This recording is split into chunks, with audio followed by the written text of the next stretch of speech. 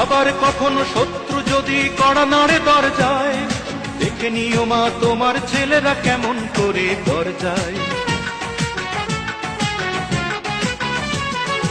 আবার কখনো শত্রু যদি কড়া নাড়ে দরজায়, দেখে নিও মা তোমার ছেলেরা কেমন করে দরজায়।